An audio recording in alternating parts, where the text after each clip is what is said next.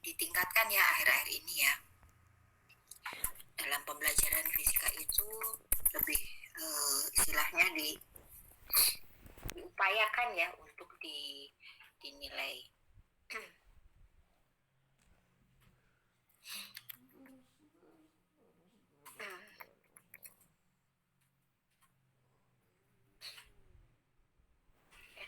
Ada banyak sekali istilahnya jenis penilaian kinerja, tetapi saya coba dapetin dari mana sih kemarin dapat data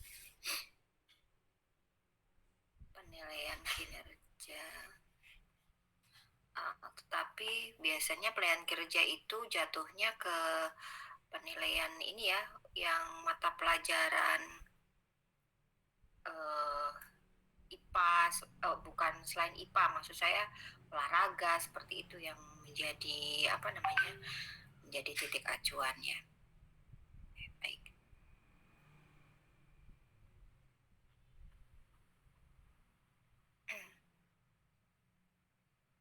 Saya kasih ini dulu ya, silakan. Jadi Anda saya harapkan bisa bertanya kepada saya, silahkan. Nanti saya share screen dulu. Saya kirim ke Anda dulu. Sebentar. Mana tadi simpan?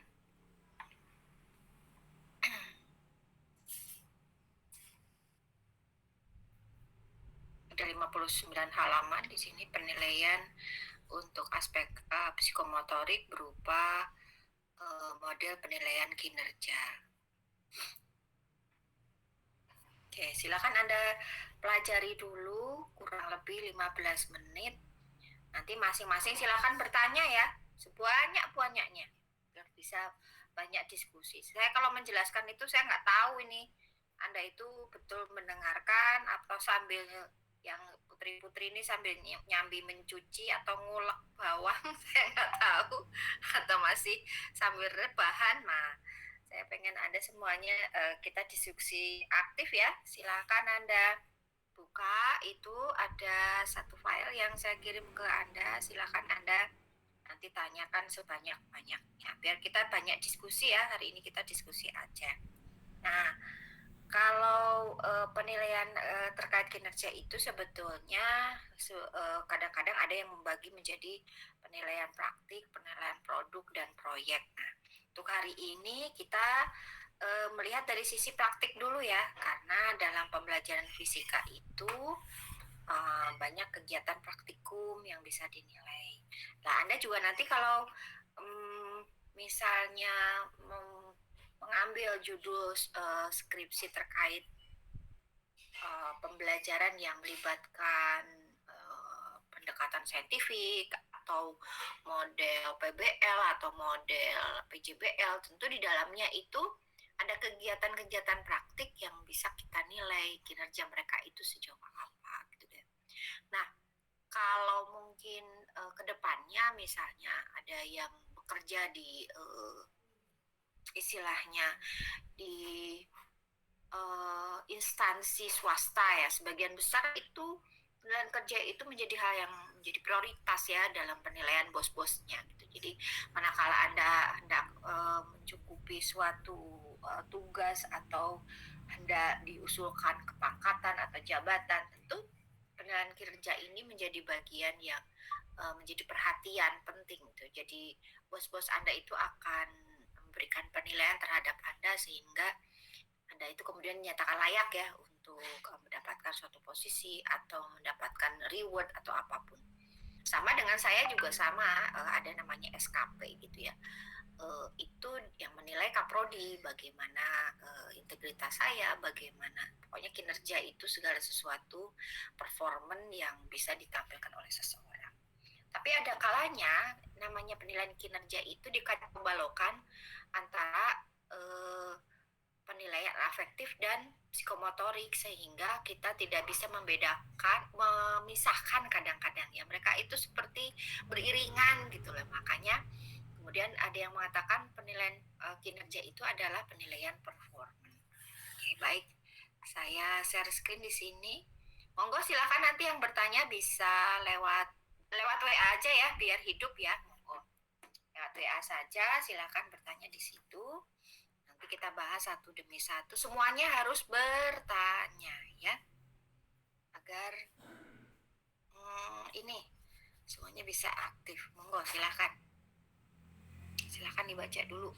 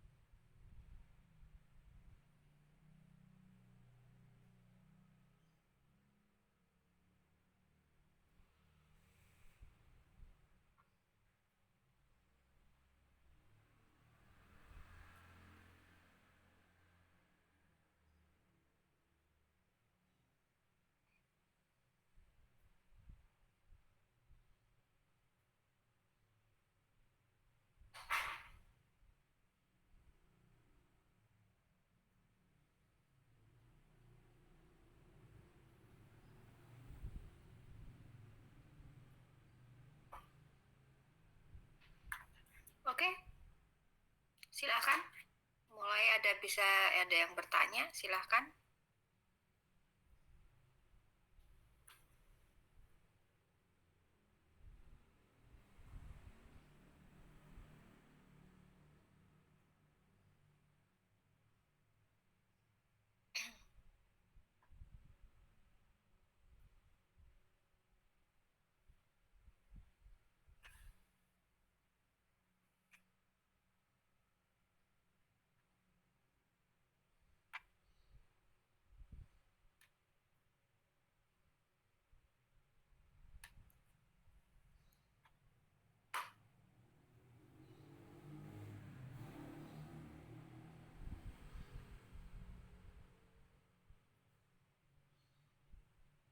Kalau tidak nanti saya yang bertanya loh ya ini. Silakan. Tidak usah malu ragu, silakan bertanya. Mereka saya udah banyak bertanya kepada Anda ya waktu ujian lisan. Nah, sekarang saya dibalik ya, saya ditanya aja sebanyak-banyaknya, monggo silakan. Mumpung saya mau ditanyai. Mumpung saya agak free nih ya, biasanya aktivitas saya double-double. Nah, sekarang silakan. Ini banyak yang belum masuk ya.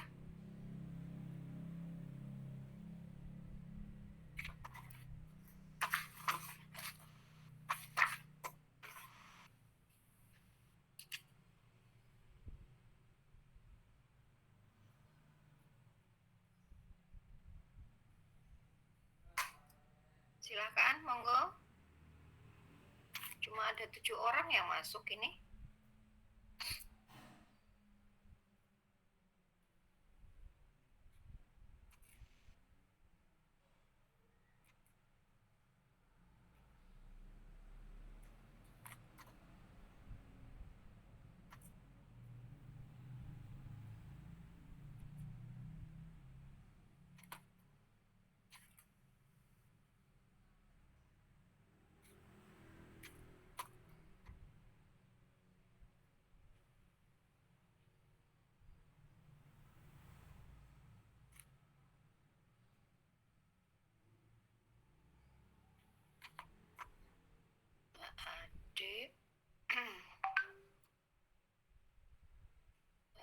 Adik, Mbak Ardini, Mbak Devi, Mas Randy, Mbak Isi,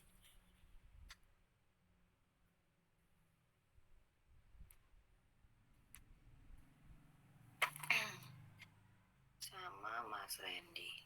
Oke. Jadi ada 7 orang.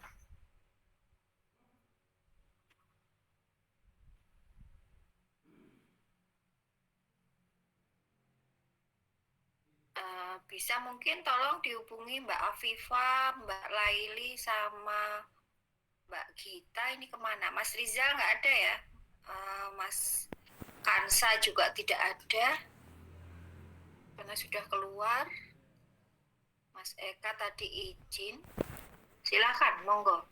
Yang belum ketahuan rimbanya, Mbak Afifa, Mbak Laili, sama Mbak Gita. Silakan teman-temannya mungkin bisa dihubungi. Pada kemana itu? Oke, monggo silahkan. Ada pertanyaan kah?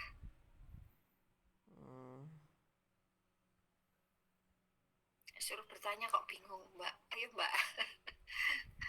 Karena itu juga berkaitan dengan kebutuhan Anda ya. Jadi apakah Anda membutuhkan beberapa hal terkait memang belum saya terangkan karena biar dari Anda sendiri ada inisiatif ya. Oh, ini saya kebutuhan belajar saya itu apa? Itu dibiasakan. Oke.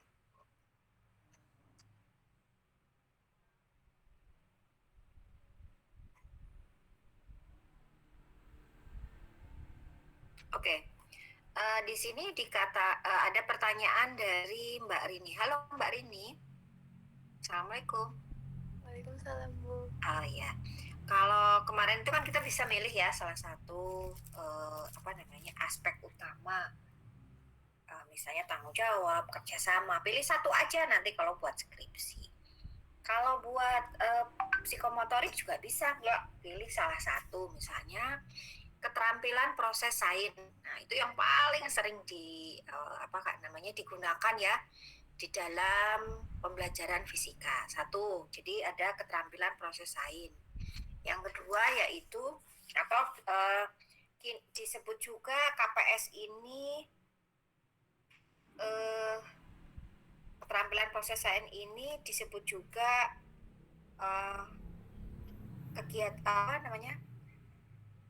keterampilan siswa untuk kerja praktek, misalnya seperti itu, atau dikasih nama apalah. Yang jelas kita itu targetnya dengan KPS itu hendak melihat bagaimana mereka itu bisa mengikuti alur dari kegiatan praktikum yang diselenggarakan. Oke.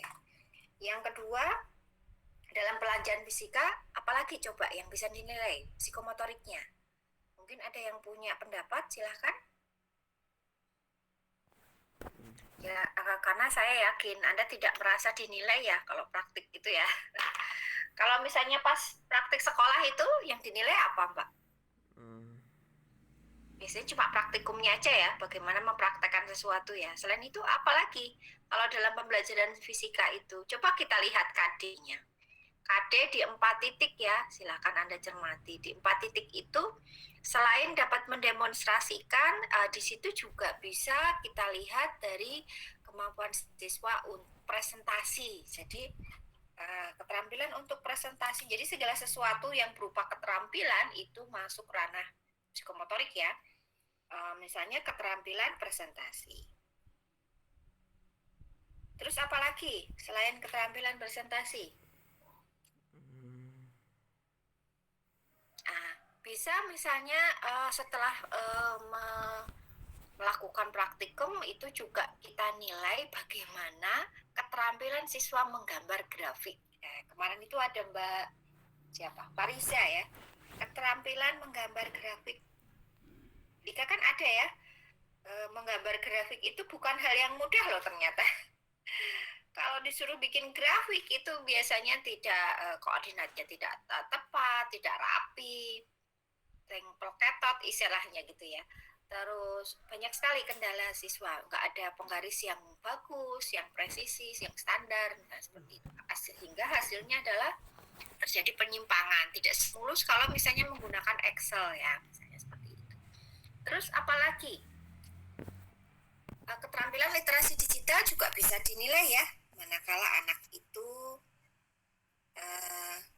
melakukan suatu presentasi atau dalam kegiatan yang berhubungan dengan IK itu bisa kita nilai juga, walaupun agak sedikit maksa ya. Tapi kadang-kadang kita juga perlu, misalnya mereka diminta untuk melakukan presentasi atau apapun, membuat PPT atau membuat suatu media yang menarik misalnya. Nah, itu juga kita bisa melihat literasi digitalnya seperti apa. Bagaimana mereka kita minta untuk misalnya menggali informasi terkait suatu materi tertentu, mereka mendapatkan seberapa banyak bahan yang bisa dikumpulkan, itu juga kita bisa melihat literasi digitalnya seperti apa. Jadi ternyata banyak sekali ya dalam ranah psikomotorik yang bisa dinilai. Selain ini, monggo bisa diekspor lagi ya. Nah, intinya segala sesuatu yang merupakan skill atau keterampilan itu bisa dimasukkan ke dalam ranah psikomotorik. Kemampuan berkomunikasi itu kadang juga menjadi bukan eneng-enengan ya, ditarik ya antara afektif dan psikomotorik. Tergantung kita mau melihat dari seberapa terampilnya siswa itu dia melakukan komunikasinya ya. Tapi seperti yang saya tadi katakan bahwa antara afektif dan psikomotorik itu biasanya saling dengan payung kinerja itu mereka itu saling berhubungan erat dan tidak bisa kita pisahkan. Jadi kadang-kadang makanya saya tegaskan di sini bahwa dalam penilaian kinerja atau performance atau sebetulnya kita lebih dominannya pada psikomotorik, tapi mau tidak mau kita juga tidak bisa terlepas dari aspek afektifnya. Begitu Mbak sih tadi pertanyaannya.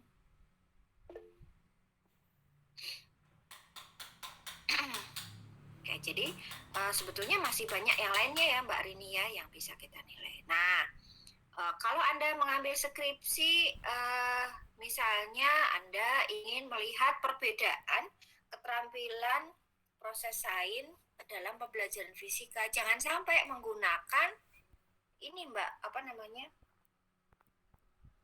Pet Corralado. Itu yang dinilai bukan keterampilan proses sains ya. Yang dinilai itu justru lebih ke literasi digitalnya dia, ya kan? Jadi bukan, jangan salah ya. Jadi harus dipastikan bahwa manakala kita hendak menilai keterampilan proses sainsnya, betul-betul kita melihat prosedur dari praktikum yang dia lakukan gitu loh. Nah itu termasuk keterampilan proses sains. Bagaimana dia memahami kegiatan ilmiah satu demi satu, mulai dari mengidentifikasi permasalahan, hipotesis dan seterusnya. Berarti ya di situ sudah berjalan suatu kegiatan ilmiah yang mengikuti kaidah ilmiah ya, dan kita bisa melihat keterampilan proses sainsnya seperti apa di situ. Oke, baik. Pertanyaan selanjutnya. Oh, ini yang baru masuk ya, Mbak Laili sama Mbak Afifah, silakan di grup di WA itu sudah ada materi yang saya share. Silakan nanti Anda pelajari, dibaca. Ini juga selain saya meminta Anda biar aktif bertanya, juga agar Anda itu juga literasi sainsnya berkembang ya, karena budaya di negara kita itu untuk membaca itu masih sedikit sekali ya, masih kurang kalau menurut saya. Jadi orang itu lebih senang tanya aja jarang gitu. Bagaimana mau tambah pengetahuannya, tanya saja jarang, ya. Membaca aja males misalnya. Nah, bagaimana pengetahuannya bisa bertambah. Oke, selanjutnya pertanyaan dari Mbak Ardini ya.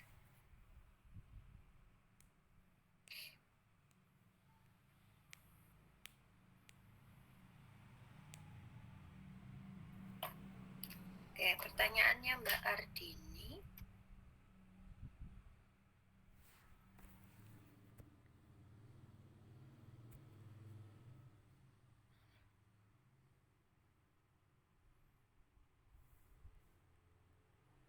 Oke, kalau kriteria yang ada di penilaian kinerja itu kan memberikan istilah ya, deskriptor mungkin ya, kalau di deskripsi indikator ya. Jadi betul Mbak, jadi yang ada di contoh ini dikatakan kriterianya. Jadi sebetulnya setiap orang berhak ya memberikan istilah lah, monggo lah, jangan dipusingkan dengan istilah. Tapi kita memahami ya bahwa manakala ada aspek yang hendak dinilai, kemudian di situ ada kriterianya atau ada kriteria yang harus dicapai ya. Indikator itu kan aliasnya itu ya, indikator itu target ya. Jadi kriteria yang harus dicapainya itu ada banyak 4 ya mestinya. Yang 4 itu yang paling tinggi ya, minimal seperti itu yang diharapkan gitu. Kalau di contohnya di situ sepertinya ada yang dideskripsikan secara holistik dan analitik ya. Nah, kalau kemarin kita menggunakan istilah deskriptor atau deskripsi indikator, itu sebetulnya nama lain dari kriteria yang hendak kita lihat, kita amati, nampak atau tidak gitu loh, sampai yang paling tinggi atau tidak, itu indikator yang target yang kita hendak capai. Nah, kemudian di sini dikatakan juga penilaian sumatif dan formatif, apakah itu dibedakan isinya juga atau hanya waktunya saja. Nah, sesuai dengan kebutuhan sih ya Mbak ya. Kalau penilaian formatif itu kan berarti hari-hari siswa itu melakukan praktikum gitu ya. Itu kita nilai sebagai formatif. Kalau sumatif itu mungkin bisa Anda lihat waktu Anda ujian praktek. Jadi ada ujian sekolah, ada ujian praktek. Isi penilaiannya bisa sama, bisa berbeda. Mungkin karena sudah goal akhir ya, sumatif itu mungkin ada sesuatu yang lebih rigid lagi ditambahkan dalam penilaian, boleh-boleh aja, tidak ada masalah sih Mbak. Nah, kalau formatif itu berarti hari-hari, kalau sumatif itu berarti di ujung ya, di ujung pembelajaran. Tapi sumatif ini biasanya tidak ada ujian praktek di setiap akhir semester ya. Tetapi yang mungkin mungkin Anda pernah mengalami adalah pilihan praktek di akhir proses pembelajaran selama Anda 3 tahun belajar di sekolah SMA misalnya seperti itu. Jadi membedakannya seperti itu. Jadi kita lihat juga bahwa mestinya guru kalau akan menilai kinerja kan akan ngasih tahu juga nanti waktu Anda praktek saya nilai loh ya gitu. Jadi kalau dikatakan seperti itu kan akan berusaha aktif ya selama pembelajaran. Kalau gurunya tidak bilang seperti itu, siswanya mungkin akan lebih semaunya ya dalam pembelajaran. Seperti saya sering bilang di beberapa mata kuliah ya, nanti kalau Anda aktif saya nilai. Jadi mesti paling tidak ada greget ya dari Anda sendiri untuk bertanya. Baik, selanjutnya bagaimana Mbak Arani? Sudah cukup atau masih ada yang kurang? Sepertinya baru itu saja Bu, sudah cukup. Makasih Bu. Iya, sama-sama. Oke, baik. Apakah masih ada, monggo, pertanyaan selanjutnya? Silahkan. Silahkan, ini sudah ada 11 orang berarti ya, karena saya double. 10 orang ya. Oke, monggo. Sebelum saya nanti deskripsikan satu demi satu. Di sini contohnya sangat simpel sekali yang ada di yang saya share itu.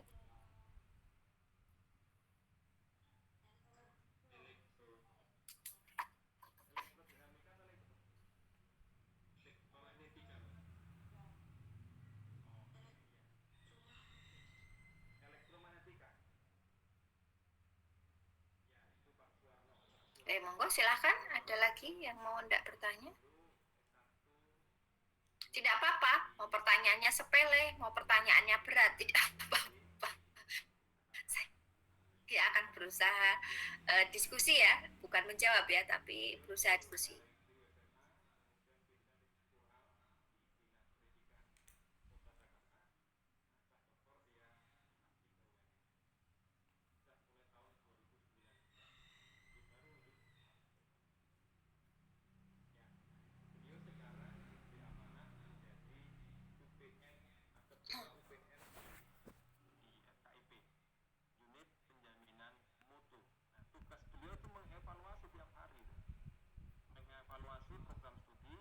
Nah, pertanyaan saya kepada Anda aja ya. Apa bentuk penilaian untuk kinerja itu harus berupa observasi, Pak dan Mas? Aduh, bingung jawabnya. Apa ya? Coba Anda sudah bisa memahami atau belum?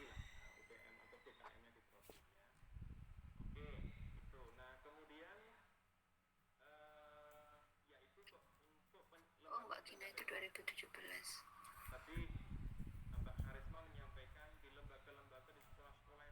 Oke, baik.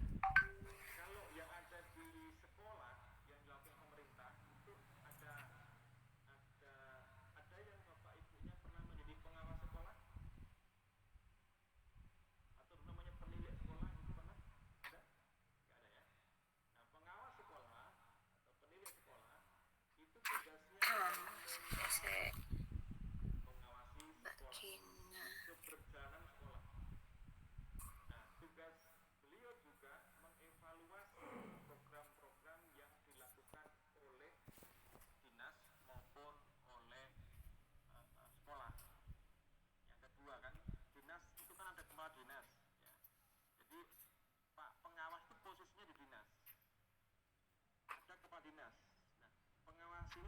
Oke, ada pertanyaan dari Mbak Isi. Salah satu kriteria dalam melakukan tugas kinerja adalah multi domain, di mana tugas yang diberikan mengukur lebih dari satu aspek, yaitu aspek pengetahuan, keterampilan, dan sikap secara terintegrasi. Itu maksudnya bagaimana, Ji? Misal tugas yang diberikan adalah tugas proyek, produk penilaian sikapnya bagaimana, Ji? Apakah penilaian dilakukan secara kala? Terima kasih sebelumnya. Oke, baik. Seperti saya tadi ceritakan, bahwa kalau kita bicara penilaian kinerja itu tidak bisa pure domain psikomotorik ya. Jadi di situ bisa jadi ada apa namanya perpaduan atau terintegrasi, lengket berarti ya. Tidak bisa dipisahkan antara penilaian afektif dan psikomotorik. Apalagi kadang ada yang multidomain itu dengan pengetahuannya juga gitu. Jadi di situ dimunculkan bahwa penilaian kinerja ini bersifat multidomain. Jadi dalam satu penilaian itu bisa mengukur aspek ketiganya sekaligus gitu. Jadi dalam penilaian kerja ini memang betul dia itu ada beberapa domain yang sekaligus bisa dinilai ya, baik itu pada aspek sikap, ada pada aspek pengetahuan, keterampilan yang terintegrasi. Okay. Dan itu sifatnya lengkap, tidak bisa dipisahkan ya. Sebetulnya kalau kita melihat dari waktu mereka presentasi, jadi waktu siswa itu melakukan presentasi, otomatis dia menjelaskan sesuatu itu dia harus memiliki sejumlah pengetahuan ya di dalam otaknya. Dia sudah membuat presentasi, bukan hanya sekedar membaca ya. Jadi manakala waktu presentasi itu otomatis dia sudah memiliki sejumlah pengetahuan. Jadi apa yang disampaikan saat presentasi itu, kadang mahasiswa itu sekarang ini lebih cerdas ya. Jadi presentasi itu membuat PowerPoint itu hanya poin-poinnya saja ya. Jadi dia menjelaskan dengan bahasanya sendiri. Tentu manakala seseorang presentasi dengan tanpa membaca secara detail di dalam PPT atau karena di PPT-nya hanya berupa poin-poin, di situ otomatis dia memiliki suatu pengetahuan yang memadai ya Mbak ya. Kemudian manakala dia presentasi itu dengan bahasa yang santun ya kan, dengan bahasa yang baku, yang bahasa yang baik dan benar, berarti dia juga sudah mewakili kesopanan, kesantunan, yaitu ada aspek afektifnya.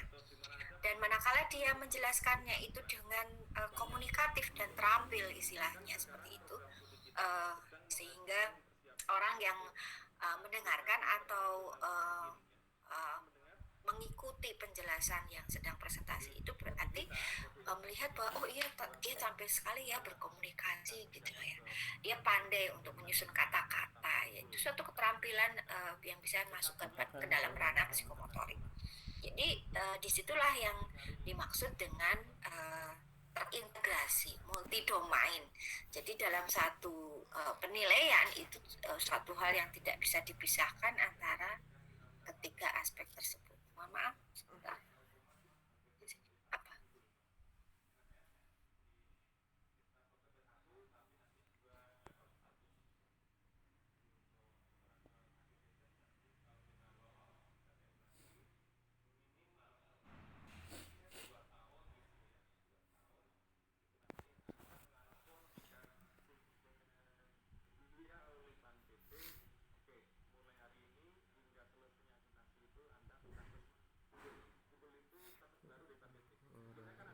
Nah, begitu ya Mbak Isi.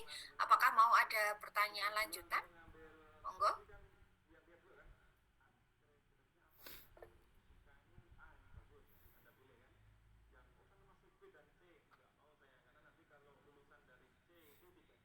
Oke. Oh, satu lagi tadi pertanyaannya masih ada yang kurang. Tugas yang diberikan itu tugas proyek atau produk, penilaian sikapnya bagaimana Jenggu? Apakah penilaian dilakukan secara berkala? Terima kasih sebelumnya. Nah, kalau di situ penilaiannya itu proyek dan produk, bagaimana kita menilai sikapnya? Sikap itu bisa jadi jujurnya ya. Apakah suatu tugas proyek atau produk itu dia sendiri yang mengerjakan? Ingat, kalau anak SD itu kan dia mengerjakan produknya, itu kan yang bikin mamanya ya. Nah, jangan sampai ya di sini Anda diberi tugas atau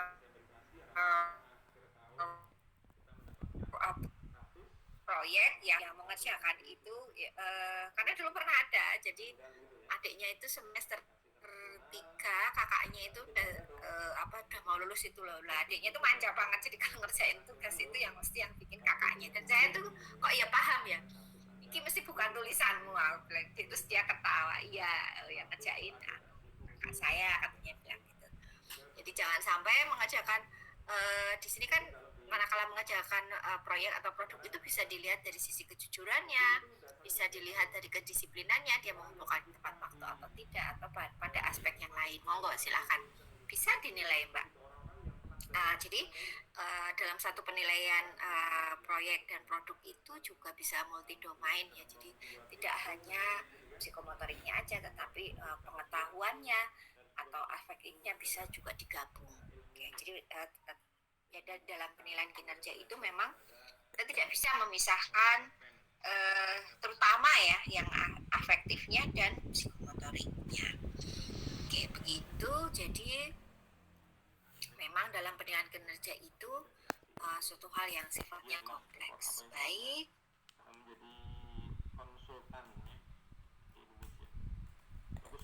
Di sini ada Mbak Ardi nih. Penilaian kinerja mungkin tidak hanya observasi, tapi juga bisa dengan penilaian sebaya, gitu ya. Mendengarkan teman-temannya juga. Oke, betul ya. Jadi bisa ya penilaian kinerja itu tidak hanya yang menilai gurunya dalam bentuk penilaian observasi, tapi bisa jadi yang menilai itu teman sejawatnya. Oke, baik. Tanpa ada penilaian pun kadang-kadang saya suka dilapori ya, terus terang saja.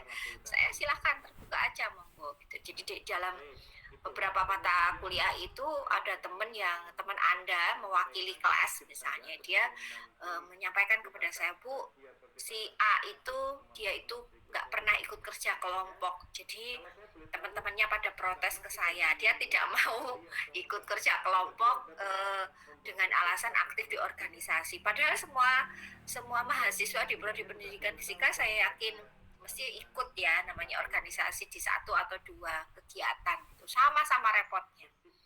Dengan padahal tugasnya banyak sekali, dia nggak peduli, nggak pernah ikut urun materi, urun uang atau urun pikiran gitu lagi. Itu sering ya.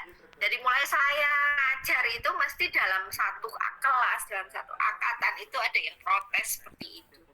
Tapi saya sudah nyadar gitu loh, bahwa anak itu manakala ditanya juga tidak, responnya itu tidak terlalu nyambung gitu. Oh, ini sebetulnya memang dia kurang partisipasinya di dalam kelompok. Jadi ternyata penilaian teman sejawat sudah berjalan ya, walaupun secara natural, jadi tanpa ada instrumen, karena tiap dari Anda itu kan juga instrumen ya.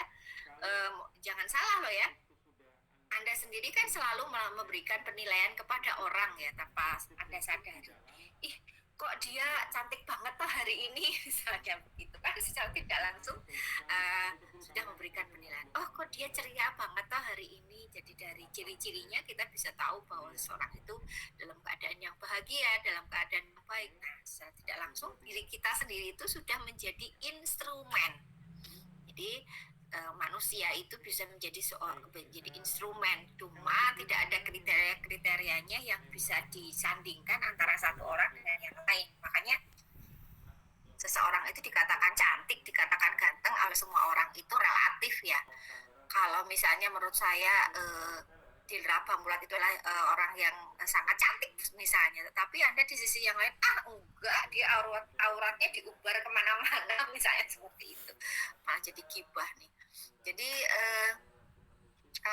perspektif orang itu akan berbeda, tetapi yang jelas setiap orang itu juga adalah instrumen. Jadi bisa menjadi menjadi patokan untuk menilai teman sejawat itu secara natural itu bisa. Oke, jadi tidak ada salahnya. Makanya kemarin juga saya tanyakan ya waktu ujian lisan ya, siapa di antara Anda yang tidak bekerja dalam kelompok? Saya tanyakan jujur aja kalau misalnya memang teman Anda itu tidak bekerja dengan baik. Oke, pertanyaan yang selanjutnya, kualitas penilaian kinerja.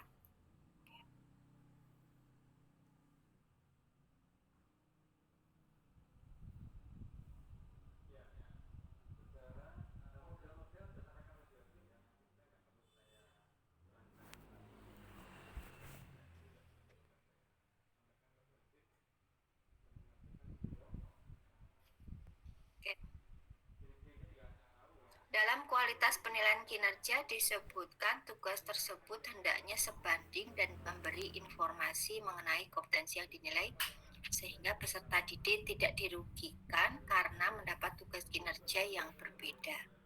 Terkadang guru memberikan tugas dengan subtopik yang berbeda. Jadi dapat dikatakan representatif itu dilihat dari tagihan yang sama, misalkan poster PPT dan lainnya. Lebih ke konten isinya, Bu. Terima kasih, Bu. Oke, baik. Oke. Kalau berkaitan dengan kinerja, terus terang aja kalau secara secara natural ya, kita bisa melihat bahwa agar setiap siswa yang hendak kita nilai itu mendapatkan perlakuan yang adil, mestinya tugasnya itu sama. Mestinya itu dia itu mendapatkan porsi materi yang kurang lebih sama gitu ya. Walaupun itu agak sulit ya. Misalnya saya kadang memberikan tugas itu untuk presentasi materi A, B, C, dan D dibagi kelompok. Masing-masing tentu memiliki ada materi yang mudah sekali referensinya di internet, ada yang materi yang itu sulit ditemukan di internet, misalnya seperti itu. Padahal saya pikirnya sama ya, ternyata setelah ditelusuri ada beberapa materi yang sulit, tingkat kesulitannya sulit diperoleh ya, antara satu materi dan yang lainnya itu ternyata berbeda. Nah, kalau menurut saya pribadi memang untuk mencapai ideal itu hal yang tidak gampang ya Mbak Mbak Afifah. Mencapai yang ideal itu tidak gampang. Tetapi kalau kita memberikan tugas yang sama, pada akhirnya antara satu kelompok dan kelompok yang lain itu hasilnya juga sama gitu loh ya. Itu yang kadang-kadang saya sendiri suka jengkel ya terus terang ya. Tapi saya yakin Anda sekarang ini nggak seperti itu. Jadi manakala saya memberikan tugas yang sama atau ya, nanti hasilnya tuh KB hampir seragam gitu ya. Sampai ini tuh sebetulnya sumbernya yang mana nggak pernah tahu. Terutama misalnya statistik ya. Statistik itu biasanya saya silakan Anda kerjakan soal sekian sampai sekian, halaman sekian. Tapi hasilnya ternyata sama gitu loh. Dalam satu kelas itu ternyata sama isinya. Kelompok pun sama seperti itu. Jadi saya melihat bahwa proyek pun juga kadang seperti itu. Nah, oleh karena itu kemudian saya membagi materi ya. Jadi dengan materi yang berbeda pengen tahu hasilnya bagaimana agar yang saya dapatkan itu adalah informasi tentang kreativitas dari masing-masing mahasiswa ya. Jadi mungkin tidak melihat kontennya ya Mbak Afifah, tidak melihat kontennya, tetapi yang dinilai itu kreativitasnya, bagaimana kinerjanya dia menyusun media pembelajarannya misalnya, bagaimana dia presentasinya, keterampilan komunikasinya gitu ya. Jadi hal-hal lain yang luar dengan konten. Kalau konten kan nanti bisa diberikan penguatan dalam artian misalnya isi yang dipresentasikan itu misalnya kurang baik. Kemudian nanti kita memberikan didiskusikan, Anda tulis itu seperti itu, padahal itu salah misalnya. Nah itu kan bisa didiskusikan. Jadi yang paling penting itu kinerjanya ya, walaupun kita tidak bisa mengabaikan tadi seperti yang saya katakan itu sifatnya multi domain ya. Asalkan tidak parah-parah banget sih ya. Kalau menurut saya sih itu bisa ditoleransi gitu ya. Tetapi mungkin bukan mengabaikan pada sisi konten ya, tetapi kita lebih memberikan porsi yang besar karena yang lagi dinilai itu kan pada sisi kinerjanya ya. Jadi lebih fokus pada kerjanya, jadi bukan kinerja pada sisi psikomotorik atau keterampilannya ya, jadi bukan pada sisi kognitifnya atau pengetahuannya. Jadi begitu Mbak Afifah. Jadi kalau kita lagi fokus ke kinerja mungkin lebih banyak bicara psikomotorik dan afektifnya ya. Terkait dengan konten ya itu memang juga harus memang terlibat ya, tetapi bukan menjadi suatu hal yang lebih urgent. Jadi yang kita titik beratkan lebih ke keterampilannya dan afektifnya. Begitu Mbak Afifah, cukup? Apakah ada hendak penjelasan tambahan? Sudah cukup, Bu. Terima kasih, Bu. Iya. Di sini masih ada yang bertanya nggak?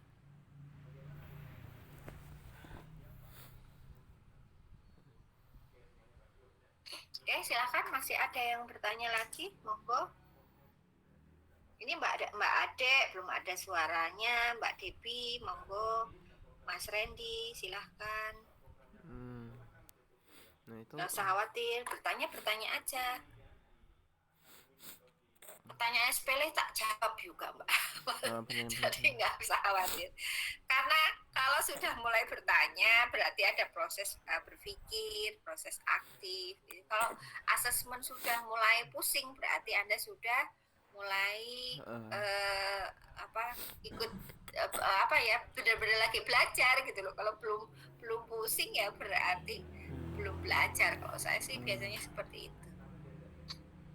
Oke, silakan Mbak Randy, Mbak Ade, Mas Krisna. izin bertanya, Bu. Ya, silakan Mas Randy. Mohon maaf sebelumnya, ini ada kendala untuk mengetik, mungkin saya open mic aja nggih, Bu. Oh iya, silakan. Saya izin bertanya, Bu, itu terkait tentang penilaian proyek itu kan tadi di situ kan dikatakan apabila proyek digunakan pada penilaian sumatif, maka fokusnya biasanya terletak pada produknya.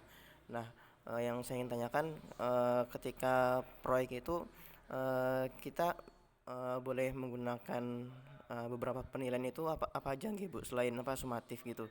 Nah, itu nanti dilakukannya secara berbarengan atau berkala atau bagaimana nggih, Bu? Oke.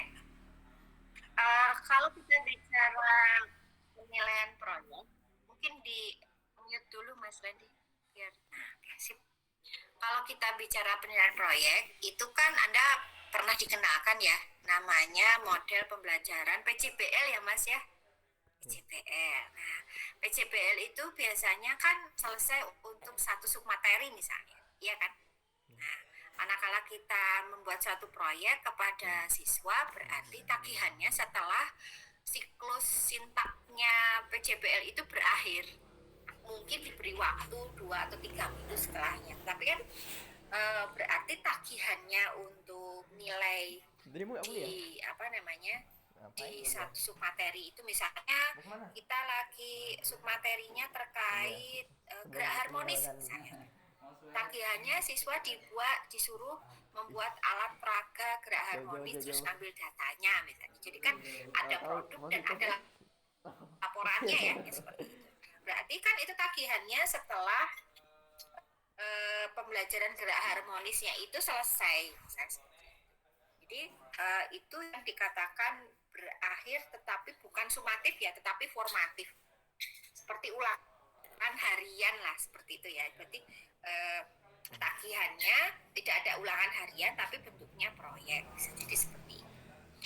Kemudian bisa dikatakan itu sebagai sumatif apabila proyeknya besar, seperti Anda ya. Seperti Anda itu tagihannya kan adalah menyusun serangkaian penilaian pada aspek afektif dan psikomotorik ya. Jadi dari awal tugas pertama sampai tugas akhir itu adalah satu rangkaian proyek yang di dalamnya ada produk hasil dari pekerjaan Anda ya.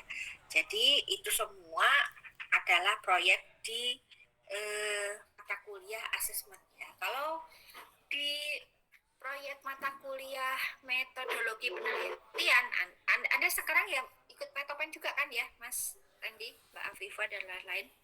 Itu kan berarti kinerja Anda bisa dilihat dari proposal yang Anda hasilkan, ya kan? Nah, di situ tentu tagihannya itu adalah suatu produk ya, produk dari hasil kinerja Anda. Itu semuanya berisi gabungan multi domain ya. Dari sisi pengetahuannya iya, dari literasi digitalnya iya, dan Anda juga presentasi kan? Presentasi dari komunikasinya juga iya. Jadi proyek akhirnya adalah proposal penelitian skripsi ya kan. Jadi di situ memang dilakukan di akhir menjadi penilaian akhir ya, UAS Anda ya. Walaupun nanti pengambilan datanya pada penilaiannya itu sudah mulai dari berjalan, Anda menyusun proposal itu sudah saya nilai. Jadi mulai Anda presentasi, kemudian saya lihat hasilnya yang masih mentah seperti apa gitu kan. Kemudian dibandingkan dengan revisinya, progres Anda sebagaimana baiknya itu. Tagihannya bagi saya itu hanya nilai UAS saja. Walaupun penilaiannya berjalan dari mulai pertemuan keberapa gitu ya. Nah, jadi seperti itu. Tetapi ada juga yang tagihannya sifatnya formatif, itu bisa dibuat berkala apabila setiap setiap mata pelajaran materi pembelajaran fisika itu semuanya menggunakan PJBL misal. Jadi setiap submateri itu guru memberikan proyek misalnya. Seperti halnya Pak Sarwanto ya di mata kuliah mekanika Newtonian atau apa Pak Sarwanto itu. Proyeknya kan adalah mengerjakan soal-soal yang dikumpulkan kemudian menjadi soal jawab kalau nggak salah. Itu proyeknya beliau gitu loh. Jadi harapannya dari kumpulan jawaban pertanyaan ini apabila dikumpulkan itu bisa diwariskan ke adik-adik kelasnya menjadi satu buku. Nah, cita-citanya beliau hendak membuat buku yang berisi jawaban dari soal-soal dari Giancoli misalnya seperti itu. Jadi boleh sifatnya penilaian itu dibuat berkala juga bisa, tergantung dari adanya waktu ya. Kalau guru itu kadang-kadang nggak punya waktu untuk melakukan penilaian kinerja ya. Bagaimana gurunya itu memiliki kreativitas, memiliki waktu lebih ya untuk mengumpulkan nilai-nilai itu. Jadi kalau kita bicara penilaian proyek itu kan multi domain ya, jadi tidak hanya sisi pengetahuannya saja yang dinilai, tapi keterampilannya dalam melaporkan proyeknya. Jadi kalau saya kurang pasti sih bagaimana tugas yang diberikan oleh Pak Sarwanto kepada para mahasiswa, tapi yang jelas beliau mengatakan bahwa itu merupakan penilaian proyek. Nah, harap Anda tahu juga bahwa kalau di UNS saya tidak tahu ya, kalau di Universitas Jember, kalau di UNS itu ujian yang sifatnya hanya pengetahuan atau tertulis itu tidak boleh lebih dari 30% ya. Dan sangat diprioritaskan penilaiannya itu berupa penilaian proyek dan produk. Jadi mohon maaf saya tidak ada ujian tertulis ya. Karena itu walaupun kemarin pertanyaannya adalah pengetahuan, tetapi saya juga melihat dari kinerja Anda bagaimana Anda menyampaikan waktu saya bertanya, bagaimana Anda gugup, Anda santai, Anda enak dalam berkomunikasi, itu menjadi hal yang saya nilai juga karena muaranya adalah penilaian proyek. Karena itu memang yang diharapkan dari kampus bahwa penilaian tim jaminan mutu LPMP Universitas itu mengatakan bahwa lebih diprioritaskan penilaian itu berupa proyek dan produk. Jadi kalau di tempat kita memang sedikit demi sedikit tidak ada penilaian tertulis kecuali untuk yang mata kuliah hitungan ya. Makanya yang hitungan saja itu tidak boleh lebih dari 30% porsinya ya, bobotnya ya. Jadi mesti ada tugas-tugas yang lain yang menyertai mata kuliah tersebut. Begitu ya Mas Andy. Jadi bisa dibuat berkala, bisa hanya tentatif, misalnya situasional, atau hanya dilakukan saat sumatif aja, monggo. Itu tergantung pilihan dari guru sih sebetulnya. Karena dia yang punya target ya. Penilaian itu dilakukan berdasarkan indikator atau target capaian yang hendak dicapai oleh guru atau dosen gitu loh. Jadi bentuk penilaiannya seperti apa, mau dibuat tentatif atau situasional atau terjadwal, itu hak prerogatifnya guru. Jadi boleh-boleh saja. Kalau saya tidak ada aturan yang sifatnya mengikat. Tetapi ya yang mengikat seperti tadi ya, tidak boleh 30%. Harus lebih banyak proyek dan produk. Saya seperti itu. Jadi Anda mungkin agak repot ya, tugasnya semakin banyak ya di prodi pendidikan fisika. Ya bukan hanya di prodi pendidikan fisika, di prodi-prodi lain juga sama.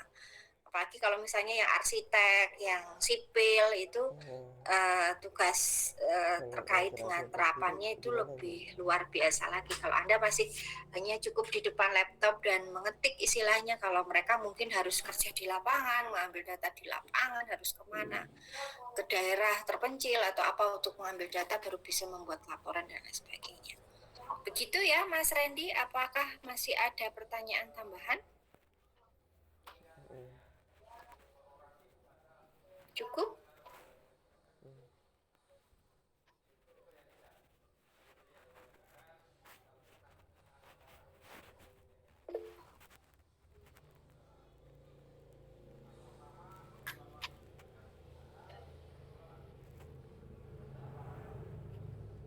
Oke, baik. Silakan, yang belum bertanya, monggo. Mas Randy sudah. Ayo Mbak Ade sama Mbak Debbie, Mbak Windy, Mbak Laili, belum ada suaranya. Mas Krisna, monggo.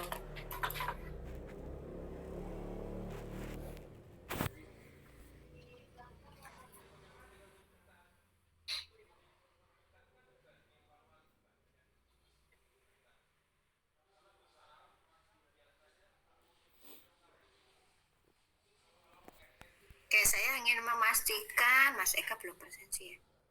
Mas Kansa sudah tidak ada, Mbak Jihan juga sedang proyek, Mas Rizal sudah pergi, Mbak Gita belum hadir ya Mbak Gita?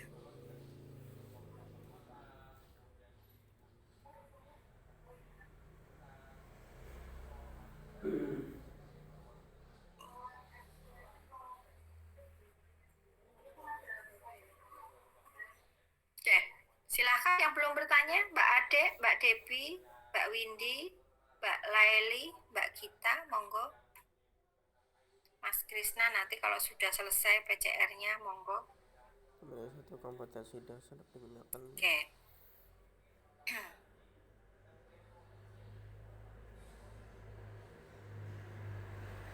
Oke, karena waktu masih banyak ya, saya sebentar ingin memperlihatkan kepada Anda, nanti saya juga share sebetulnya. Selain penilaian observasi yang dilakukan oleh guru, teman sejawat, ternyata juga ada penilaian self assessment ya. Jadi penilaian diri ya. Boleh Anda meminta siswa coba aja. Kalau tidak dicoba tidak asik ya. Mencoba kepada siswa itu kalau misalnya Anda jadi guru, penilaian self assessment. Ini ada satu skripsi yang memberikan contoh ya terkait dengan self assessment, penilaian kinerja. Oke, dia berangkat dari, kalau ini ternyata mahasiswa S2 mungkin ya, karena di sini evaluasi kinerja mahasiswa pada praktikum fisika dasar. Oke. Nah, tapi dia diberikan beberapa contoh, yaitu penilaian di sini, analisis penggunaan asesmen kinerja dalam praktikum guided inquiry. Yang belum punya judul, monggo silakan. Analisis penggunaan asesmen kinerja. Ini ada hasil penelitian dari UPI ya. Di sini bertujuan untuk mengungkap pelaksanaan kendala, kelebihan, dan tanggapan siswa dalam asesmen kinerja dalam praktikum guided inquiry pada subkonsep tertentu ya. Ini biologi ya. Oke, yang fisika coba kita lihat. Kemudian pengembangan instrumen penilaian praktikum fotosintesis, ini juga bisa dijadikan skripsi ya ternyata ya. Beberapa tahun ini sudah banyak yang skip, tidak melakukan penilaian, pengembangan instrumen penilaian. Tapi masih boleh terbuka, kalau yang masih galau monggo.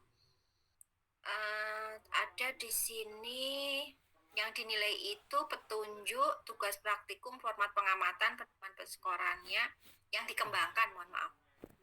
Jadi ini yang dikembangkan dalam instrumen penilaian praktikum. Kemudian ada penerapan self assessment dalam mengungkap penguasaan konsep siswa. Nah, ini juga terkait dengan kinerja ya di sini self assessment. Yang bertanya kok tentang penilaian diri itu kan Dia menilai dirinya sendiri. siswa itu kan Baik, jadi kemudian ada juga analisis penilaian kinerja dalam dengan teknik self assessment sebagai evaluasi kinerja mahasiswa pada praktikum fisika. Oke. Jadi dia menilai kinerja dirinya sendiri. Itu juga bisa menggunakan self assessment. dan validitas itu Nah, kalau kita berangkat dari pengertiannya ya berarti penilaian kinerja itu sebetulnya merupakan salah satu bentuk asesmen otentik yang mengoptimalkan variasi bentuk penilaian dalam menjangkau semua domain target. Jadi seperti dikatakan bahwa dengan penilaian kinerja ini walaupun fokusnya pada psikomotorik, tetapi kita bisa melengkapinya pada sisi afektif dan pengetahuannya. Yang jelas dia harus bisa menyelesaikan suatu tugas atau permasalahan ya dengan memaparkan pengetahuan, menggunakan penalaran, mendemonstrasikan skill ataupun produk ya, dan sikap tertentu. Jadi kinerja ini memang melingkupi beberapa domain sekaligus. Nah, menurut David itu disebutkan bahwa performance assessment, also known as alternative or authentic assessment, is a form of testing, merupakan bentuk suatu tes yang bisa melihat performanya siswa ya.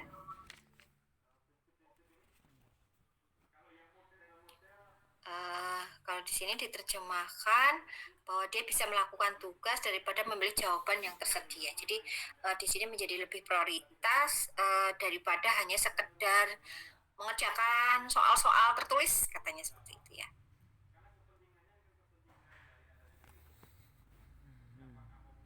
Nah, dalam penilaian performan ini menurut Tigin itu dikatakan bahwa komponen utama yang harus diperhatikan dalam penilaian kinerja itu adalah klasifikasi performanya, jenis unjuk kerjanya, tugasnya apa sih yang harus diselesaikan oleh siswa itu, dia harus menampilkan apa gitu ya. Untuk unjuk kerja ini, objek yang dinilai focus of assessment, spesifikasi kriteria kinerjanya itu apa, terus modul unjuk kerjanya, oke. Kemudian sistem pemberian skornya. Oke. Jadi di sini ada 3 hal yang penting perlu diperhatikan ya. Yang jelas klasifikasi performanya yang jelas apa dulu, terus modul unjuk kerjanya seperti apa, LKPD-nya lah katakan seperti itu ya, panduan untuk mereka melakukan kinerjanya seperti apa. Kemudian sistem pemberian skor, berarti diperlukan adanya rubrik ya, instrumen dan rubrik. Oke, baik.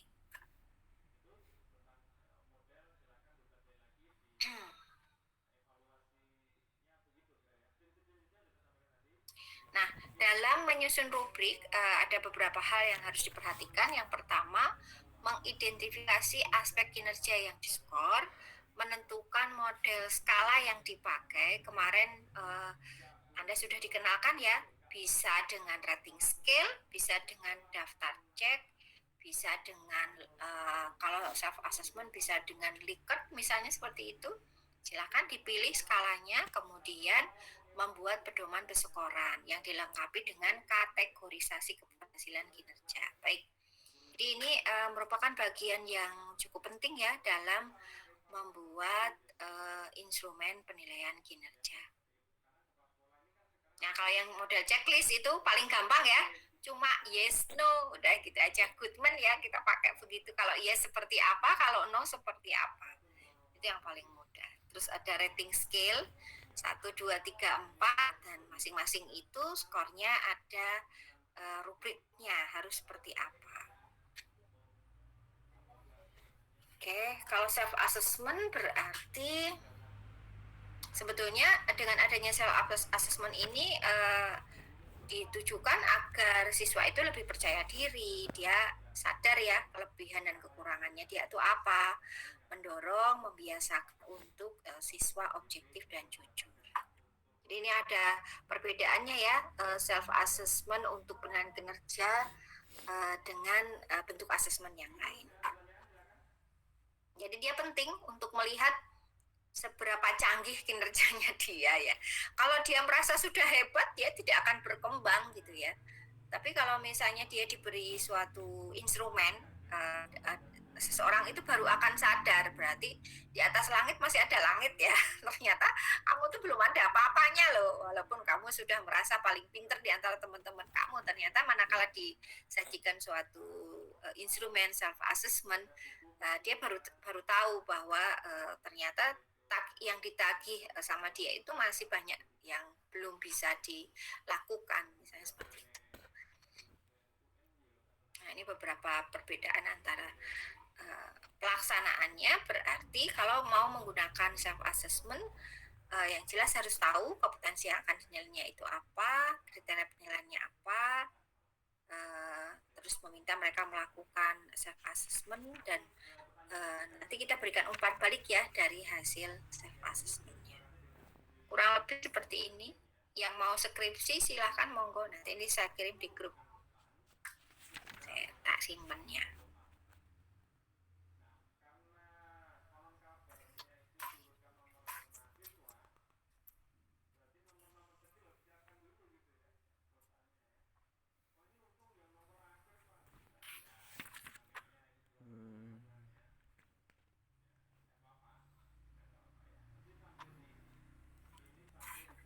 Sejauh mana itu berpengaruh dalam Saya share-nya kok, saya simpennya. Sebentar. Ada beberapa sih ini yang menarik dari terkait penilaian diri itu kan ya keterampilan proses lain, ada juga nah tapi itu bisa dihaki loh. Ternyata menyusun instrumen itu bisa dihaki. Saya sudah tahu lama sih. Cuma biar Anda ini juga tertarik juga. Oh, Anda sudah bisa buat haki. Semuanya dibuat baik dan gitulah Bu. Ya. Nah sejauh mana penilaian dia itu berpengaruh terhadap nanti yang suruh bayarin dosennya saja, tidak apa-apa. Itu sendiri yang sudah digabungkan dengan penilaian. Setelah itu mari kita beralih ke tadi yang Pak Dadan itu mana?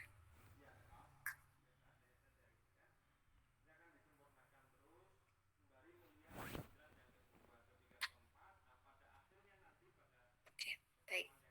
Kita sekarang beralih ke contoh dari keterampilan proses sains.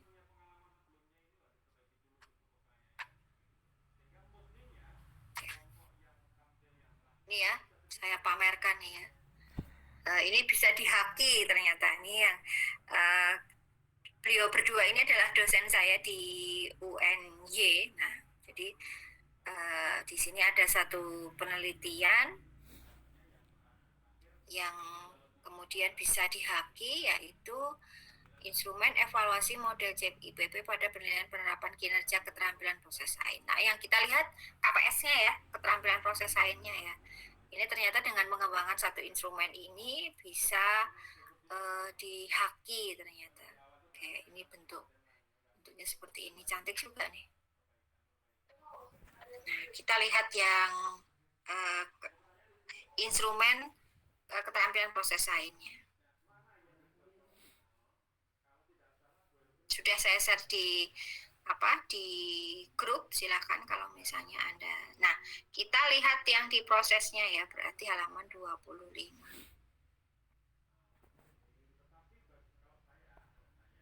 HTP itu hampir tidak pernah, hampir selalu. Aduh, ini.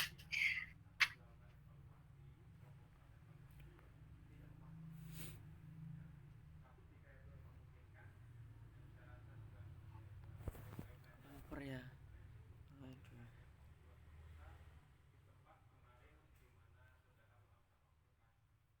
Mana tadi yang menilai ini yang dinilai gurunya, tapi ada yang dinilai siswanya.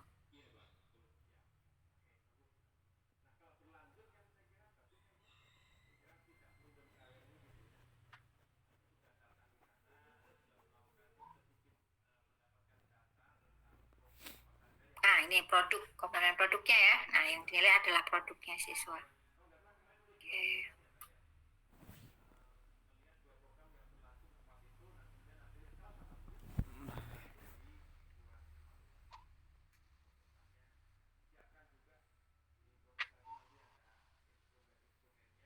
Mana tuh tadi yang ada siswanya?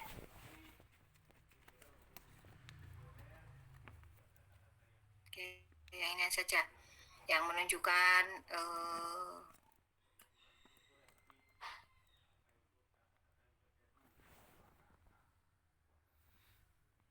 tapi ini yang dinilai gurunya. Oke, jadi ini termasuk juga mungkin bisa menjadi inspirasi buat Anda ya. Tapi di sini yang dinilai gurunya. Tetapi yang dinilai itu terkait penilaian kinerja guru ya, berarti di sini ya. Oke.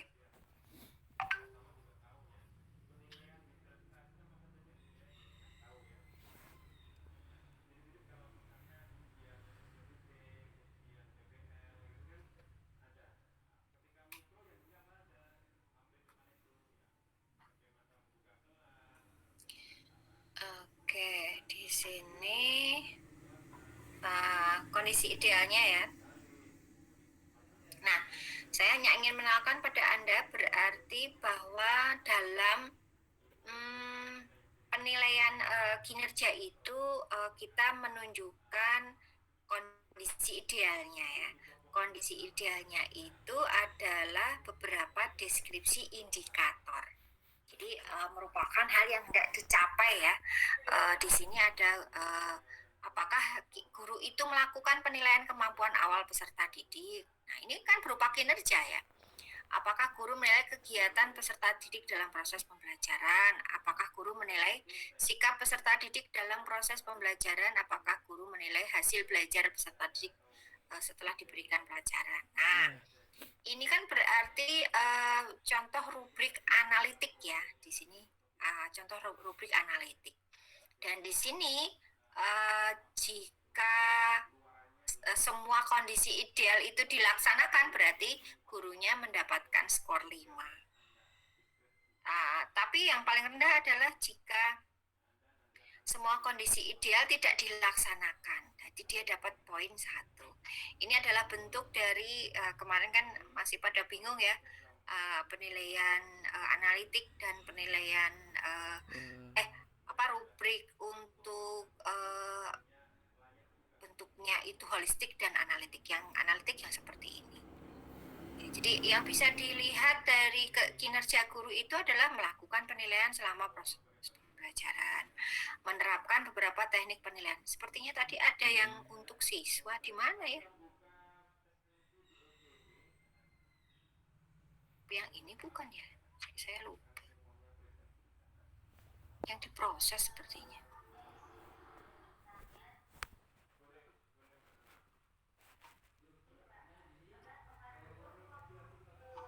Oh, mohon maaf.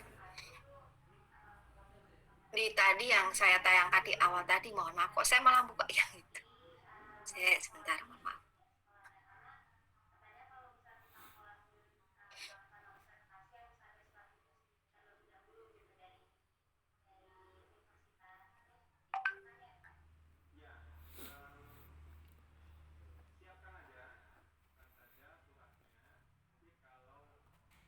Oh iya, ini ya.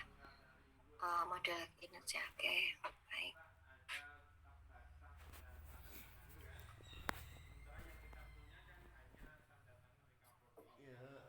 Ini di mana ya? Tadi ada yang IPA, mohon maaf.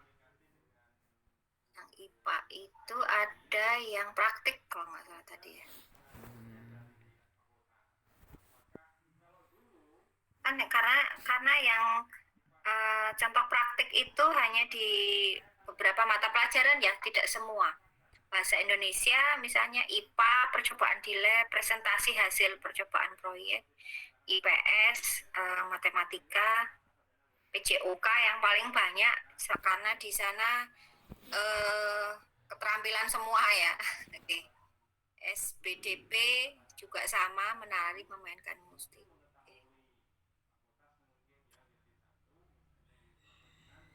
Oke. Mana tadi contohnya? Oke. Kita lihat ini saja dulu. Nah, di sini sebetulnya alur pengembangan kerja ini jelas harus melihat dari kompetensi dasar dulu ya, di 4 titik terutama ya. Di 4 titik nanti di breakdown menjadi beberapa hal, misalnya apakah itu hanya sekedar dilihat prakteknya saja ya toh, atau di situ dikatakan membuat karya. Oh, berarti kalau membuat karya berarti sampai ke produk ya kan, bisa produk bisa proyek misalnya. Kalau kemudian dia mendesain misalnya, mendesain itu mungkin bisa lebih ke proyek ya, dari desain sampai muncul ke produknya gitu loh. Jadi tergantung ya dari kata-katanya kompetensi inti di 4 titiknya itu seperti apa bunyinya. Jadi kalau hanya mendemonstrasikan, hanya kemudian melaporkan, berarti hanya pada ranah praktek. Tetapi kalau misalnya lebih menghasilkan karya dan lain sebagainya, tentu yang Anda sampai semester ini kan sudah banyak sering menguplok-nguplok itu ya, tagihannya dari kompetensi yang harus dicapai oleh para siswa ya di sekolah menengah ya. Jadi sudah sangat paham sekali dengan 4 titik ya. Di 4 titik itu silahkan dilihat kata kerja operasionalnya apa di situ. Jadi baru kita bisa memutuskan apakah itu nanti akan menjadi penilaian praktek, penilaian produk, atau penilaian proyek. Kemudian yang jelas setelah itu kemudian guru akan membuat tugasnya. Tugas untuk siswa itu kalau praktek kan berarti membuat LKPD ya, produk dan proyek juga sama membuat LKPD sih. Tapi yang jelas tergantung dari model pembelajaran yang kita pakai. Kalau model pembelajarannya hanya discovery, mungkin kita bisa bicara penilaian praktek misalnya, penemuan saintifik aja misalnya. Tapi kalau misalnya kita bicara PJBL, bisa jadi produk dan proyek. Jadi kalau model pembelajarannya itu PBL, berarti juga bisa praktek saja. Jadi nanti tergantung dari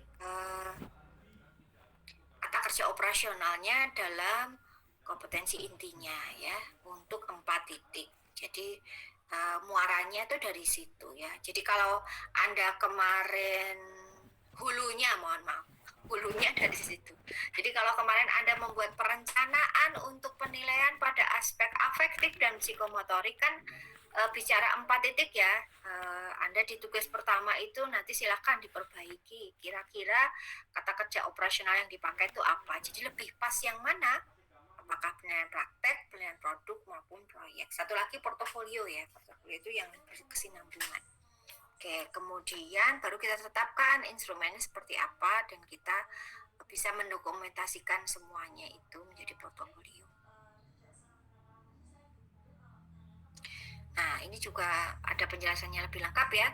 Menentukan kompetensi dasar yang sesuai dengan konteks kinerja, ada indikator pencapaiannya apa. Nah, setelah kita melihat kompetensi dasarnya, kemudian kompetensi intinya apa, kemudian kita akan menuliskan indikatornya. Indikatornya seperti apa ya. Terus jenis penilaiannya apa yang tidak dipilih. Indikatornya juga mestinya harus sesuai ya dengan bentuk penilaian yang dipilih. Kemudian setelah itu menentukan tugasnya, membuat tugas kinerjanya, ya LKPD-nya seperti apa. Pembagian tugasnya itu apakah nanti individu atau kelompok, ya kan? Waktunya yang diperlukan 1 minggu, 2 minggu, atau berapa jangka waktunya untuk menyelesaikan ya, kinerja untuk memperlihatkan kinerja itu kan berarti tagihannya ada selang waktunya seberapa lama, alokasi waktunya seberapa lama. kemudian perangkat, bahan dan alat yang digunakan selama persiapan pengerjaan tugas. Paling tidak kalau misalnya Anda akan memberikan proyek membuat roket air, berarti alat-alat yang harus disediakan minimal apa saja. Kemudian guru harus melihat aspek-aspek yang akan dinilai dalam penugasan itu apa saja. Oke. Kemudian memberikan penjelasan tentang prosedur pelaksanaan penilaian kinerja atau tugas kinerjanya seperti apa gitu loh. Tagihannya biasanya kalau mahasiswa atau siswa itu akan rigid menanyakan teknisnya ya. Teknisnya misalnya paling tidak laporannya harus pakai format apa Bu misalnya, ukurannya sampai berapa ya. Saya ingat anak saya itu kemarin disuruh membuat proposal, anak SMP. Sekarang OSIS itu diajari bikin proposal kan, jadi sampai rigid sekali dia dapat pesan dari kakak kelasnya, hal-hal yang harus dipenuhi, misalnya sampai ukuran kertasnya, terus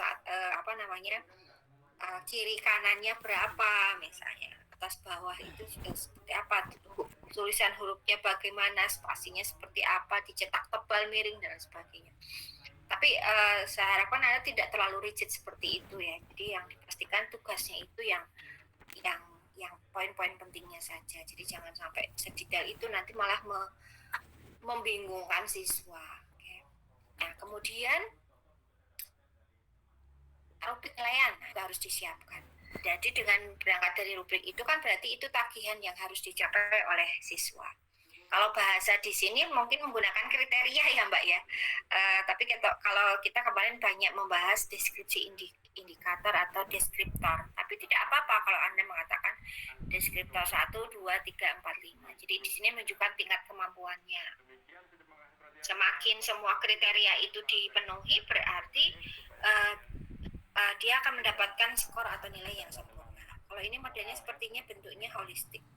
Sepertinya saya setting sampai jam. Karena kriteria untuk dapat skor 0 seperti apa, ini aspek yang dinilai, kriteria untuk yang kalau dapat skor 1 seperti apa, untuk dapat 5 seperti apa, sebenarnya dituliskan satu-satu. Tapi kita bisa ngakalinya dengan analitik. Monggo silakan. Nah, jadi kalau di sini tidak perlu seragam ya. Dalam artian pemberian skornya seperti tes ISEI itu ya. Jadi untuk setiap aspek bisa dikasih skor 5, bisa dikasih skor 2 maksimalnya. Jadi tidak harus sama. Ada yang menggunakan 0, ada yang menggunakan 1 untuk nilai terendahnya. Ini ada 0 sampai 5 ya toh. 0 sampai 3 boleh, atau 1 sampai 5 silahkan. Tidak ada terendahnya itu tidak ada patokan haruskah 0 atau wajibkah mulai dari 0 atau wajibkah mulai dari 1. Sepertinya boleh-boleh saja mau pakai mulai skalanya dari 0 atau dari 1.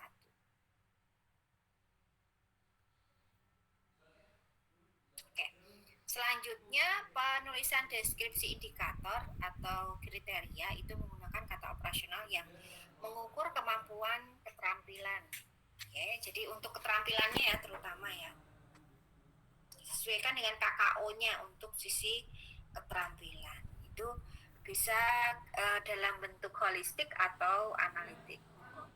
Yang gampang yang benar bertanda. Kemudian yang jelas diidentifikasi dulu aspek yang hendak dinilai atau ditugaskan, menentukan dan mengurutkan aspek, kemudian mengusahakan aspek kinerja yang akan diukur tidak terlalu banyak ya, karena yang akan kita nilai itu siswanya banyak ya, jadi tidak usah bernafsu untuk menuliskan banyak sekali aspek yang hendak dinilai dari kinerjanya itu. Kemudian mendefinisikan setiap aspek kinerja menjadi indikator yang lebih spesifik dan bisa diamati ya kan, terus menentukan skala levelnya. Nah, untuk pemberian bobot setiap aspek boleh sama atau boleh berbeda tergantung dengan kebutuhan sih sebetulnya. Kalau itu memang skillnya itu lebih kompleks ya, yang harus yang harus diselesaikan oleh siswa ya, kalau saya sarannya diberi bobot yang lebih tinggi ya daripada yang keterampilan yang biasa-biasa aja, yang mudah atau ringan gitu. Jadi menghargai kinerja siswa ya. Kalau anak itu sudah bisa menyelesaikan suatu tugas terkait dengan kinerja yang dia menuntut kompleksitas yang tinggi ya, saya sarankan memberikan bobot yang lebih besar. Seperti ini contohnya ya. Untuk aspek yang kedua diberi bobot yang lebih besar, walaupun skornya cuma ada 2 ya di situ.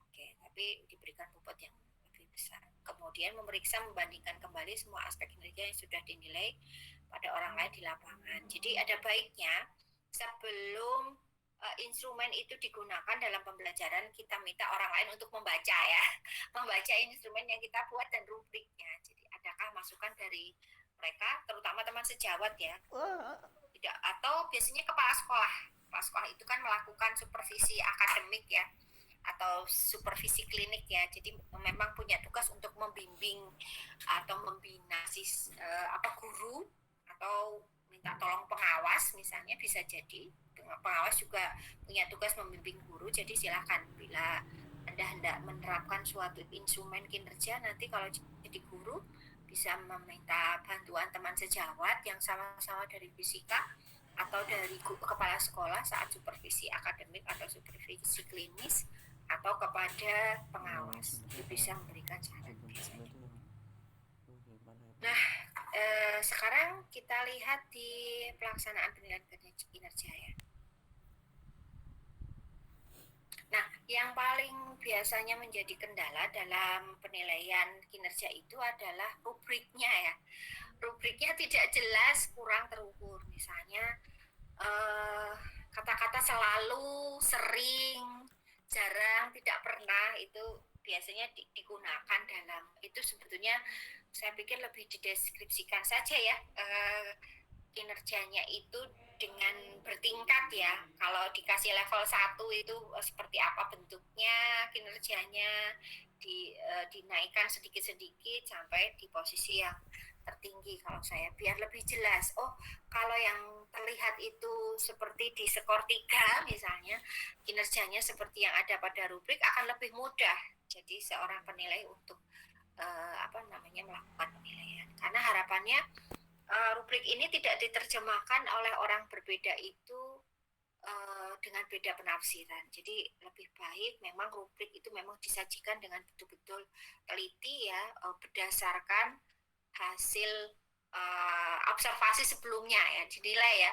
Oh, kinerja anak-anak itu bisa dibuat istilahnya ada gradasinya ya, ada tingkatannya gitu ya. Seperti halnya bahasa Inggris itu kan, kalau Anda mau les bahasa Inggris kan, apakah Anda termasuk yang paling basic, belajarnya harus dari basic, atau yang menengah, atau yang advance, misalnya seperti itu. Jadi dalam keseharian pun Anda bisa melihat kinerja anak-anak yang kalau praktikum dia cuma diem aja, duduk di kelompok misalnya seperti itu, tidak melakukan apapun, ya kita kasih skor paling rendah ya. Kalau yang cuma kelihatan saja ikut-ikut gitu, kalau kelihatan oleh guru baru kelihatan aktif gitu, ya kita kasih 2 misalnya. Tapi kalau misalnya dia dengan kemampuan terbatas, tidak cukup terampil, dia banyak melakukan kesalahan, tapi aktif selama praktikum misalnya, itu kita beri skor 3. Kalau yang luar biasa, dia aktif, dia pandai, terampil menggunakan alat, kita kasih misalnya skornya 4. Jadi perlu detail untuk menjelaskan isi dari rubrik. Kemudian masalah prosedural. Di sini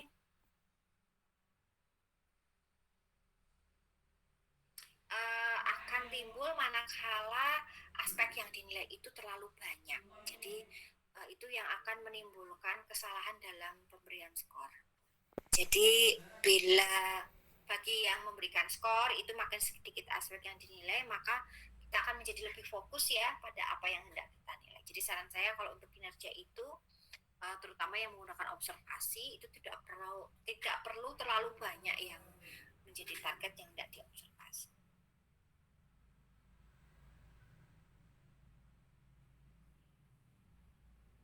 Kemudian masalah bias pada penskor.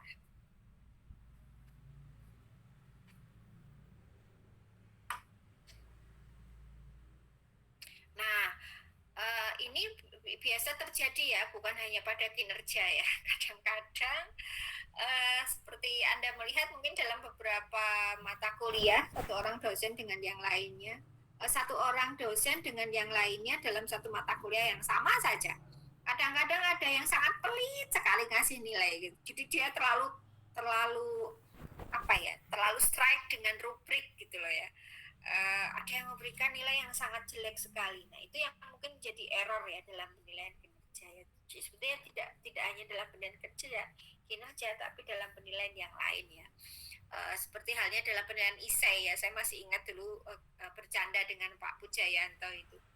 Kalau saya anak itu sudah ada tulisannya minimal walaupun salah, itu tak kasih skor 1 katanya gitu, buruh nulis katanya gitu. Walaupun jawabannya sangat luar biasa kacau balau, tapi kalau dia berusaha sudah nulis saya kasih 1 dari skor 5 seperti itu. Jadi ada yang sangat murah hati memberikan skor, ada yang memang dia terlalu strike dengan rubrik sehingga disebut pelit ya dalam hal penilaian. Jadi ada istilah halo efek ya di sini ya. Ada simpati kepada peserta didik sehingga sukar baginya untuk memberikan nilai yang objektif. Saya juga kadang demikian. Jadi kalau menilai itu melihat dari sisi, nah ini contohnya ya Mbak Mas ya. Jadi dalam penilaian praktek, di sini ada LKPD-nya ya. Nah, ada LKPD-nya, di situ ada kompetensi yang mau ditempuh melakukan percobaan. Nah, kalau kata kerja operasionalnya melakukan percobaan, berarti di sini tagihannya adalah penilaian praktek ya. Jadi di sini indikatornya melakukan percobaan rangkaian listrik paralel, membuat rangkaian listrik. Jadi tagihannya 2, melakukan percobaan dan membuat rangkaian listrik. Oke, baik. Ini di SD. Waduh, di SD ini udah susah nih. Kayak udah ngomongin rangkaian listrik ya. Padahal di SMA juga bisa nih seperti ini. Nah, di sini ada prosedurnya. Buatlah rangkaian seperti ini. Nah, apakah siswa itu menempuh prosedur seperti ini? Nah, paling tidak pertama kali yang bisa dinilai ya. Pertama kali yang bisa dinilai dan di dalam kinerja ini, apakah siswa itu membawa semua alat dan bahan yang dibutuhkan sesuai dengan apa yang ditunjukkan dalam LKPD? Bisa jadi loh kalau siswa itu lupa misalnya membawa gunting atau membawa selotip, misalnya siswa disuruh bawa alat dan bahannya itu dari rumah masing-masing ya, dan itu kelupaan, itu sudah bisa kita identifikasi, oh berarti dia lalai ya, dia lalai tidak membawa alat dan bahannya itu dengan lengkap. Kemudian prosedur, apakah siswa itu mengikuti prosedur yang ada pada LKPD? Ada yang misalnya dia membuat cara dewe misalnya gitu. Kadang-kadang ada anak kan yang iseng ya dengan cara yang berbeda. Nah, yang jelas dia betul-betul apakah melakukan prosedurnya ini, kemudian apakah memang setiap siswa juga mencatat hasil data. Itu suatu keterampilan juga loh ya. Mengisikan data ke dalam tabel. Ini kalau ini tabelnya masih sederhana, tapi ada kalanya membuat tabel aja misalnya ya, kalau di LKPD-nya itu memang menuntut siswa untuk bisa membuat tabel, jadi hanya diberikan space kosong saja, dia diminta untuk membuat tabel.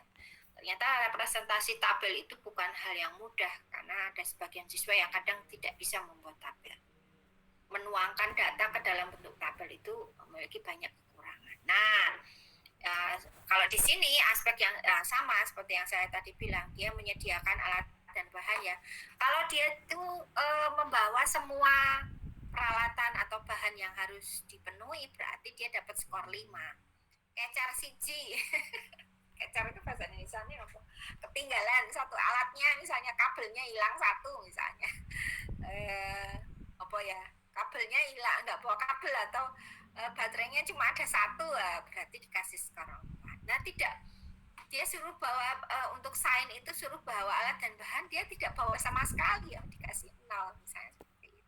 Kan jelas ya gradasinya ya Mbak ya, Mbak Mas ya, 5, 4, 3, 2, 1-nya itu ada gradasinya, terukur, bisa kelihatan gitu loh. Ini terpampang nyata di sini ya.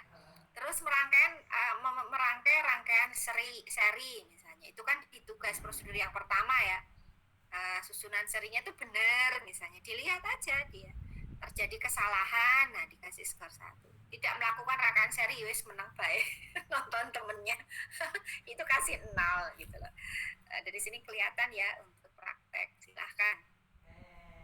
Nah, kemudian merangkai rangkaian paralel. Nah, di sini juga sama dengan nyata. Jadi di sini bisa jadi ya Mbak Mas ya, skornya itu tidak sama 5 karena susah ya untuk mendapatkan skor 5 di sini, menggradasikan ini loh yang mau diamatinya itu loh yang susah gitu ya. Membuat deskriptornya ini loh yang susah. Atau kalau di sini bahasanya kriteria yang dinilai ya, aspek yang dinilai, kriteria yang dinilai.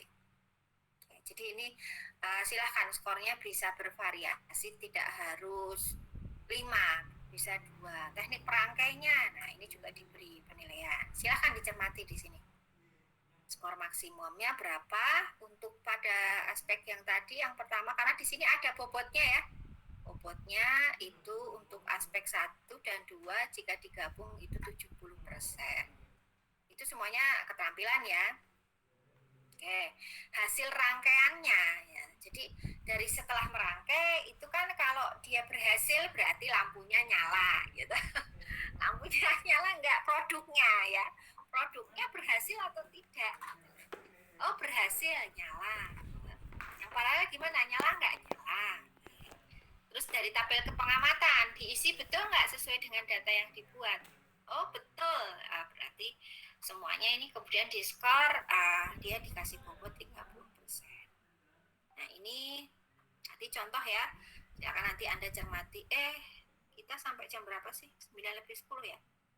Nah, silakan nanti untuk ke depan, minggu depan Anda konsisten dengan perencanaan. Pilih salah satu di materi yang sudah Anda rencanakan itu, satu penilaian dulu ya, penilaian kinerja dulu ya, prakteknya dulu ya. Jadi Anda tidak menilai produk dan proyek dulu. Silakan Anda secara berkelompok. Nah, minggu depan biar tahu ya Anda di mana kesulitannya, silakan Anda menyusun dulu, nanti kita bahas. Dan untuk kinerja di sini terkait dengan praktek itu saya ingatkan bisa berupa praktek dan presentasi, silahkan. Nanti yang dinilai apa saja. Nah, di sini ya. Percobaan di lab ya, atau presentasi hasil percobaan. Nah, ini yang terkait dengan praktek yang dinilai paling tidak 2 ini ya. Oke. Silahkan. Begitu untuk hari ini sudah lewat 8 menit, mohon maaf. Sebelum saya tutup, ada pertanyaan dulu, silahkan.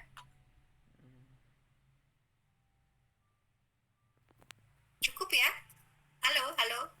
Saya tidak ditinggal tidur toh ini. Bu, saya izin bertanya. Ya, gimana Mbak Eli? Itu kan tadi kalau yang di contohnya itu ada beberapa yang pakai bobot itu loh Bu. Ya kan dibikin persenan gitu. Nah itu sebenarnya sifatnya gimana? Apakah itu opsional atau wajib? Terus kalau misalkan mau pakai itu tuh cara menentukannya gimana? Atau bebas aja? Oh, bebas aja asalkan bener Pak. Bener itu dalam artian orang yang misalnya kan ini kan instrumen yang kita buat, terus orang lain menggunakan instrumen kita, paham ya. Misalnya saya kan berdiri menjadi orang yang menggunakan instrumennya, jadi saya ngerti. Misalnya tanpa bobot ya, tadi yang itu yang kinerjanya dia prakteknya sama hasilnya itu tanpa bobot misalnya, boleh gitu ya. Nanti tinggal dijumlahkan skornya, kemudian dapat nilai apa seperti itu, tidak masalah. Jadi itu opsional.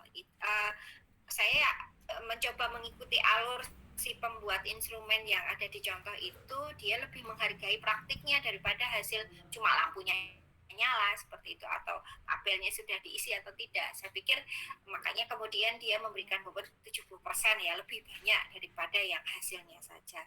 Karena berarti dia orientasinya melihat prosesnya ya, tidak hanya sekedar melihat hasil. Jadi dia sangat menghargai apa yang dilakukan oleh siswa. Nah, silahkan, tidak ada batasan apapun. As long as itu adil, kalau menurut saya itu yang harus jangan sampai misalnya prakteknya cuma dihargai 10% ya, padahal itu itemnya yang dikerjakan banyak sekali ya, dan yang kita lihat kan sebetulnya dominannya di praktek keterampilannya ya.